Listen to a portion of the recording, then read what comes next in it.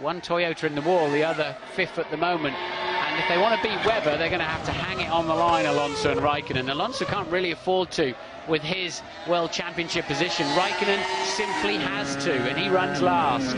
Alonso then 3 times on the front row of the grid this season, twice pole. Also started third. He's been pretty consistent himself in qualifying, and he needs all of his skills. He's a 1.5 tenths almost up on Webber in Sector 1. Is this going to be a lap where it's all neat and tidy, apart from just a little bit of conservatism when he hits the beach, which is the Tabac corner, through Portier, down along the seafront, underneath what used to be the Lowe's Hotel, goes Fernando Alonso, tremendously committed on a single lap. Into the chicane, picking up plenty of curve, and now we ride on board with the World Championship leader. Just 23 years of age. How much of a wide margin does he give to Sam? Well, he seemed to drop his right wheels into it. He wasn't taking any prisoners through there, was he? 4.5 tenths faster than Webber. This is a superlative lap from Fernando Alonso. He's kept his head, he's kept his nerve. So many challenges throughout this season. He's faced down and he's stood firm in the face of difficulty. Here he comes across the line. Is this provisional pole? Oh yes, it certainly is. What a super lap from Fernando Alonso, and that's the kind of lap time we were seeing this morning. That's what we were expecting from everybody, and Fernando, under terribly difficult circumstances, has delivered. Yeah, he's been sitting there all that time waiting to go onto the racetrack, unsure of how much grip there would be.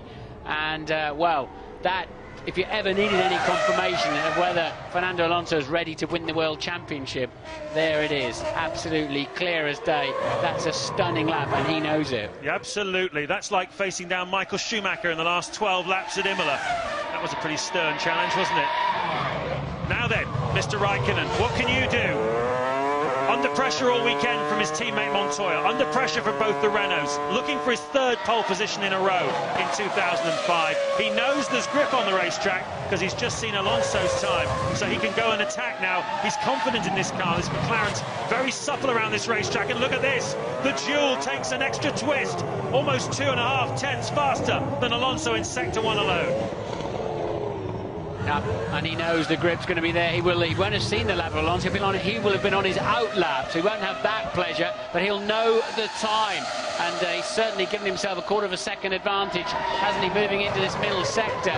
And as Mark Webber said, don't give up anything on the way. There's no point taking too much out of the braking into the seafront. And here he comes down to that Tabac area, hard on the throttle, just cuts underneath the sand. And wow, unbelievable, and faster still. Look at that. He can't possibly lose that in the final 2 corners, surely. Raikkonen absolutely on it and about to spoil Alonso's party. What an answer to the brilliant lap of Fernando Alonso. Kimi Raikkonen, is this provisional pole for him? Across the line he goes, almost half a second faster than Fernando Alonso. And Flavio Briatore did not expect that, and I bet you Alonso didn't either. That is amazing. That says, hey mate, you're not going to run away in this World Championship if I've got anything to do about it. That's tremendous advantage for him in terms of the fuel he can carry into tomorrow's qualifying session. He can carry an extra 10 or 15 kilos more than Alonso into that session. That is one of the finest things I have seen around this track for many a long year.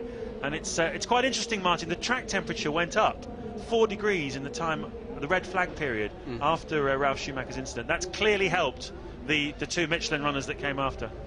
That's the lap of the year, and Raikkonen, it's not often you see him, is it, being so demonstrative, but Raikkonen has given himself, as you said, a wonderful opportunity to change his strategy, carry the fuel and start on pole position here, and what a stunner that was. The lap of the year so far.